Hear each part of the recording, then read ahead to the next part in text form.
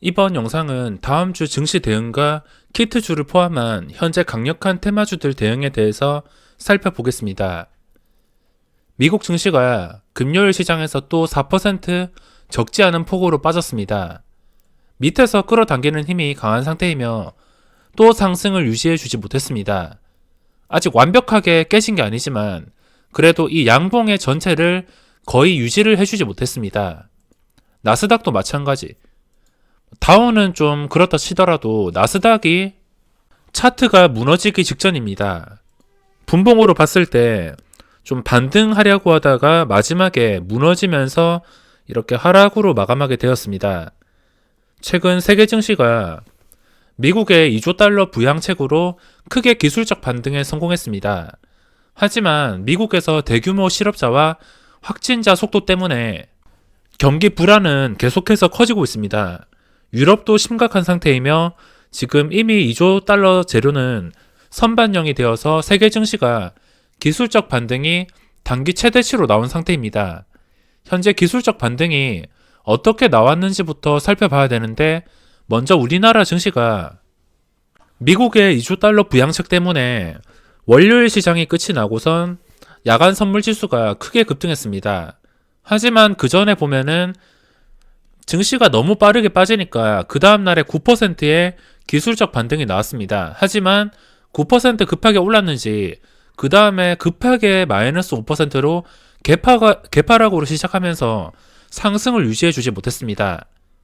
여기까지만 하더라도 정말 걱정이 많았는데 다행히 월요일 증시가 끝나고 야간 선물 지수가 장중에 그 2조 달러 부양책 때문에 거의 5%까지 급등했다가 다우 지수가 이날 나스닥은 거의 안 빠졌고 다우가 월요일에 3%까지 빠졌음에도 우리나라 야간 선물 지수는 한 2% 정도 상승해서 마감하게 되었습니다. 결국에 화요일 시장이 열린 다음에 야간 선물 지수와 미국 선물 지수가 양호해서 갭상승이 형성이 되었으며 제대로 된 반등에 성공했습니다. 우리나라 증시와 함께 아시아 증시가 먼저 스타트를 끊고 화요일 밤 미국 증시도 11%의 대상승이 나왔습니다. 그리고 그 다음날 우리나라 그 다음날에 이 상승을 보자마자 3% 갭상승에 5% 정도 또 상승이 나왔으며 그 다음 하루 쉬었다가 또 미국 증시의 6% 급등 때문에 갭상승이 금요일에도 4% 정도의 형성이 되었습니다. 2조 달러 부양책 효과로 지금 증시가 단기적 기술적 반등이 최대치까지 끌어서 나온 상태입니다. 하지만 이 오르는 과정에서 또 수급이 그렇게 양호하지가 않았습니다. 이 정도 기술적 반등이라면 안 좋은 수급에도 정말 잘 반등해 준 거라 생각합니다. 이게 반등 과정이며 또 다음 주부터 걱정이 많이 되실 겁니다. 미국 선물 지수가 4% 정도 하락과 우리나라 야간 선물 지수도 3% 정도 하락했습니다. 월요일에 미국 선물 지수가 급등하는 게 아닌 이상은 개파락을 피하기가 힘들 것이며 개파락으로 출발하고 나서가 문제입니다.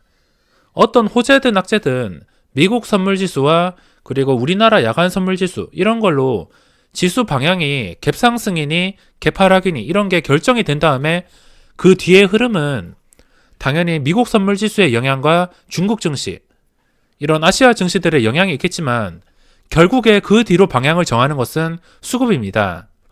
해외적인 요소들은 시초가를 결정할 뿐 그 뒤로 우리나라 수급이 정말 중요한데 최근 들어서 좀 강력한 수급이 들어오고 있지 않습니다.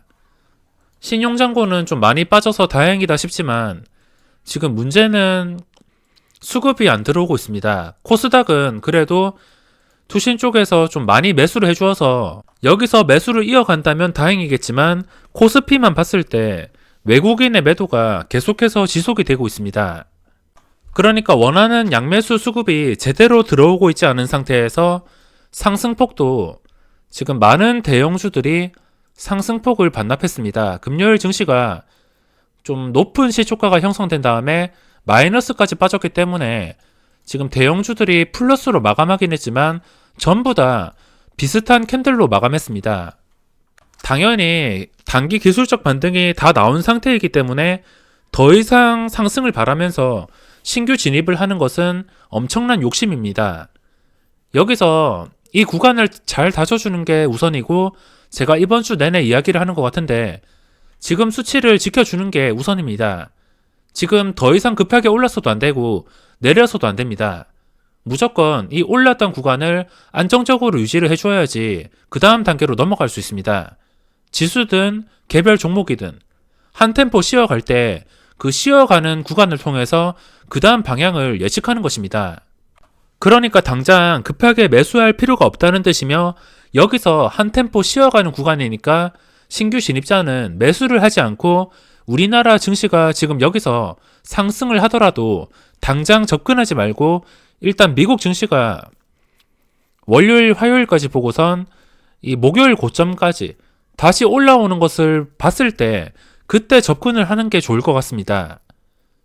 목요일 고점을 돌파해 준다면은 이때부터는 황금선을 회복해 주는 것인데, 이 중요한 자리를 지켜주지 못한다면 결국에 또 하락이 나올 수 있습니다. 개별 종목도 그렇고 일부러 반등을 황금선까지 했다가 무너지는 종목도 상당히 많습니다. 그냥 시장에서 아무거나 골라서 지켜본다면 장중에 황금선을 회복한 다음에 바로 무너지고 이런 종목들이 상당히 많습니다. 이때 전체적으로 지수가 무너지긴 했지만 이렇게 분봉만 보더라도 황금선까지 최대 반등이 나온 다음에 결국에 이 자리를 지켜주지 못하면 추가 하락이 나올 수밖에 없습니다. 여기서 대응 방법은 제가 이 저점에서 잡았다면 전체를 수익 실현하던가 아니면 절반이나 일부라도 수익 실현을 한 다음에 나머지 물량을 들고 가면서 증시가 버텨주는 걸 확인하고 다시 올라왔을 때 좀 중요한 자리를 지켜줬을 때 재매수를 하던지 추가 매수를 하던지 대응할 텐데, 지금은 이전부터 들고 계시는 분들이 좀 걱정이 많으실 겁니다. 안 그래도 한숨 돌렸는데 여기까지 반등을 하긴 했지만 여전히 손해가 복구가 안 됐을 겁니다. 지금 일부 테마주 말고는 전부 다 하락한 상태라서 손해가 복구가 안 됐을 텐데 또 긴장해야 되는 구간에 진입했습니다. 소중한 돈이라서 제가 함부로 손절을 하라 마라 할 수도 없고, 급반등 이후에 이 구간을 잘 유지를 해줘야지 그 다음 반등이 나오며 황금선을 유지한 다음에 한두 달 정도 상승장이 나올 수가 있습니다. 그 상승장이 나오는 과정, 그 전 과정인 지금이 매우 중요한 구간입니다. 하지만 이 구간에서 다우가 마이너스 4%가 나온 상태이며 여전히 이 변동성이 줄어들지 않고 있습니다. 변동성이 좀 최대한 줄어들면서 안정을 되찾아야 되는데 좀 크게 올랐다 하면은 또 크게 무너지고 이러면은 올랐던 의미가 없습니다. 차라리 6% 오르지 말고선 1%라도 꾸준하게 오르던가 아니면 보합을 유지하면서 쉬었다가 1% 이렇게 좀 천천히 올랐어야 되는데 급하게 올랐기 때문에 만약에 하락을 한다면 그 하락도 커져버릴 수밖에 없습니다. 지금은 보시다시피 미국과 유럽이 보이는 악재가 너무 큰 상태입니다. 처음 겪는 상황이고 한 가지라도 이렇게 찝찝한 상황이 있다면 돈을 쫓기보다는 일단 한 발 물러서서 돈을 지키는 게 맞다고 생각합니다. 정리하자면 저라면은 밑에서 잡았다면은 최소 절반이나 수익 실현을 할 것 같으며, 이미 가지고 있다면 기술적 반등 최대치에서 아주 약간의 물량이라도 덜고 가는 게 나중에 다시 큰 하락이 나왔을 때 후회가 없을 것 같습니다. 물론 여기서 또 큰 하락이 나와서 이 장대 음봉이 한 여기까지만 밀린다 하더라도 최악의 상황이 또 나올 수가 있습니다. 워낙 지금 증시가 알 수 없는 방향으로 엄청난 변동성이 나오기 때문에 도저히 예측하기가 힘들지만 확실한 것은 단기적 기술적 반등이 최대치로 나왔습니다. 그리고 신규 진입자는 당장 들어갈 생각보다 당연히 쉬어야 됩니다. 그리고 지금 증시의 문제점이 무엇이냐면, 증시가 기술적 반등이 나올 때 이런 시가총액 상위 종목들, 이런 종목들도 단기적 반등이 나오긴 했지만 이런 종목들 위주로 계속해서 상승이 나오던가 과대 낙폭주들, 이런 것들이 좀 회복을 해줘야 되는데, 지금 시장을 주도하는 종목이 시젠을 포함해서 키트주들, 지금 거래대금이 몰려있는 종목입니다. 이 종목들이 보시면은 코스닥에서 꽤나 비중을 차지합니다.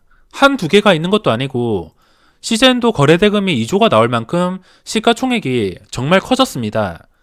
시가총액이 3조 원이 된 상태이며 이런 게 한두 개가 있는 게 아니고 지금 관련주들 보면은 시가총액이 높은 게 정말 많습니다. 이 많은 종목들이 단체로 비슷하게 움직이다 보니까 그리고 KM도 시젠이 무너지면서 뭐가 정확하게 처음에 무너졌는지 모르겠지만 지금은 단기간에 굉장히 많이 오른 상태라서 한 개가 제대로 무너진다 싶으면 전부 다 도미노처럼 무너지고 있습니다. 그러니까 여태껏 안 올랐던 첫 상승, 그런 첫 상승이 나오는 종목이 아닌 이상 지금 이런 것들을 다 잡는다 하더라도 다 똑같습니다. 한 개가 무너지면은 다 똑같이 그냥 한 개만 비교를 해보더라도 무너지는 시간, 이 시간에 하락하지 않은 게 없습니다.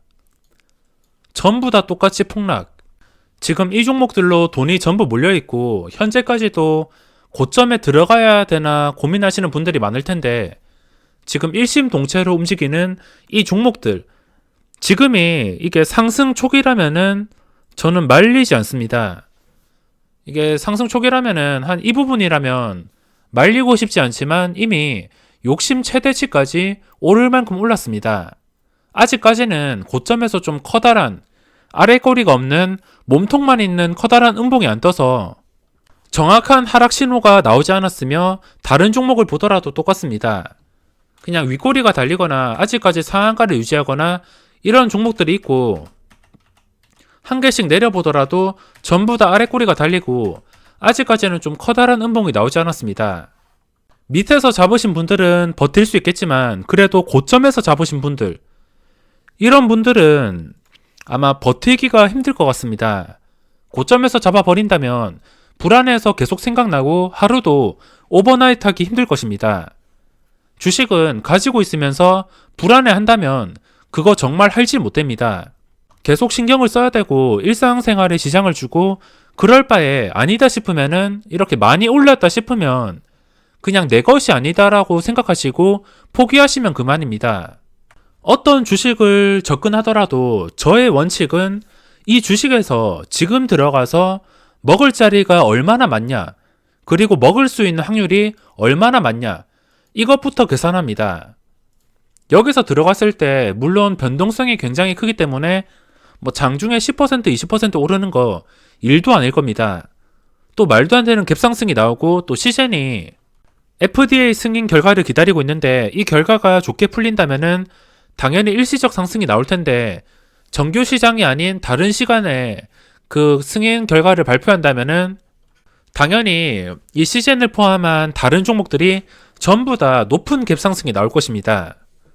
하지만 그 높은 갭상승이 나온다고 무조건 따라 들어가도 안 됩니다. 이미 다 오른 구간에서 재료까지 전부 나와버렸기 때문에 추격 매수를 할 필요가 없습니다. 어차피 누구나 아는 재료이고 그 재료가 뜨는 즉시 최대한 갭상승을 영혼까지 끌어서 할 것이기 때문에 무리해서 들어갈 필요가 없으며 혹시나 장중에 발표한다면 당연히 장중에 순간적으로 급등할 수 있습니다. 하지만 그 순간적으로 급등했을 때 그 급등한 구간을 유지해주지 못한다면 그거는 끝물이라고 볼 수 있습니다. 장중에 갑자기 발표가 되어서 10% 20% 오르다가 그 20%에서 밑꼬리를 정말 길게 남기거나 그 뉴스가 발표되기 전 가격까지 장중에 내려가 버린다면 그건 끝물이라고 생각하시고 대응하셔야 됩니다. 그리고 현재 고점에서 거래대금이 거의 최대치로 나왔습니다. 코스닥에서만 15조 원. 제가 증시가 정말 잘 나갈 때 한 10조 원까지는 본 것 같은데 15조 원은 처음 봤습니다. 2017년 11월 이때 10조 원. 이때가 바이오주들이 엄청나게 급등하던 시장인데 이런 시장에서도 저런 거래대금은 나오지 않았습니다.